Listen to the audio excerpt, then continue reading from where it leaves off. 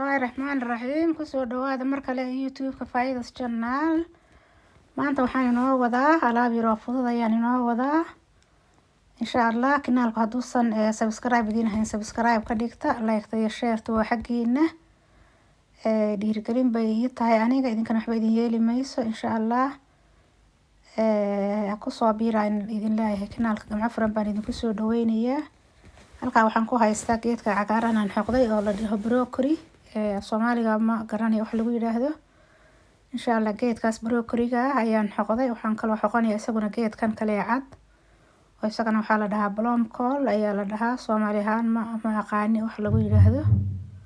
Dhulkeeni lagama heli jirin baan u malaynayaa dhirtan. Marka insha Allah labada geed baan xoqanayaa.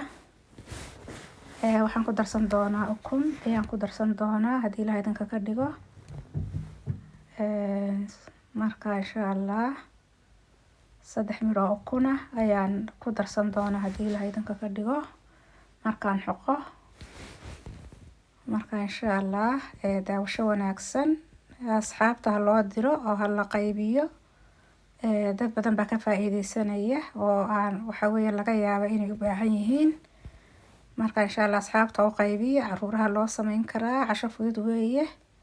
Quraac baad ka dhigan kartaa, sideedaad ku cuni kartaa, roodhigaad saaran kartaa, canjeeladaad ku laaban kartaa. Waxa la waxay diidayso ma laha. Marka halkaan waxaan ku haystaa xabad yaanyo soo googoostaan si balbalaaran soo googoyay halkaan iigu jirta xabad yaanyo roon weeye. Halkaan waxa iigu jira broccoli iyo plum call-kii, geedkii cagaarna iyo geedkii caddaa. 3 mir oo ukun ayaa madiimada iigu jira ama baaquliga. Inta ayaan isku darayaa haddii Ilaahay idinka ka dhigo. Sidaad u jeedaan waxaan isku daray hadda ukuntii iyo labadii geed aan xoqday kii cagaarna iyo kii caddaa. Waxaan ku dari doonaa xawaashka maajiga. 2 qaado yaryar aan kaga darayaa xawaashka budada ah. Waxaan ku darsan doonaa ama aan ku darayaa paprika ayaan ku darayaa ama barbarooniga shiidan ayaan isagana ku darayaa. Marka inta ayaan isku garaacaya si fiican isugu garaacaya sudhex gelinaya ama isku walaaqaya.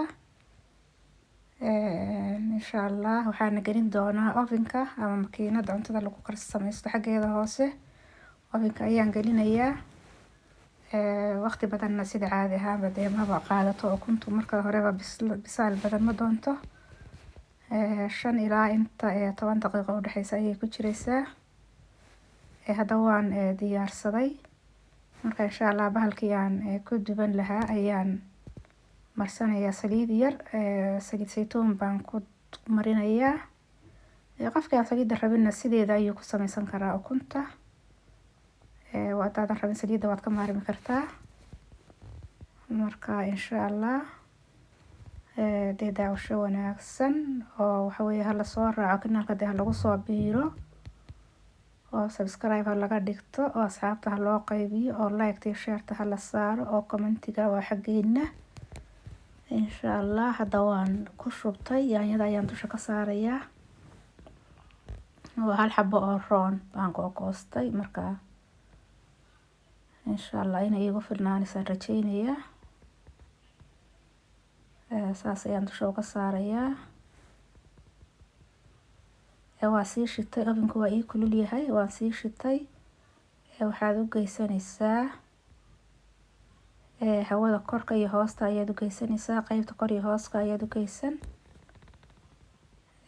roodhiga waxa lagu dubto ayaad u geysanaysaa kor iyo hoosa marka insha Allah hadda yaanyadii waan ku dhamaystay waxaan dusha kaga darayaa hadda cheese-kii xoqna ayaan dusha kaga darayaa ama farmaajadii sidaas ayay waxa weeye diyaarinteedii ku dhamaatay inaan ovenka galiyo oo baa ii hadhay marka insha Allah isla socod wanaagsan haddii Ilaahay idinka ka dhigo ovenka ayaan gelin hadda waa kan waan soo diyaariyay ovenkii waan ka soo saaray way ii bislaatay sidaas ay ku soo baxday quruxda badan aad u jeedaan marka insha Allah waan idin tusayaa sida ay noqotay waan jarayaa hadda waa kaasa sidii keega kale noqonaysa markaan jaro waa kaasa labada dhinac saasay watay cajiib insha Allah aad u mahadsantihiin waqtigiina iyo daawashadiina qaaliga ah hadda kusoo biiro kinaalka oo hala kala kiciyo kinaalka waa idin mahad celinaya mar labaad iyo mar saddexaadba.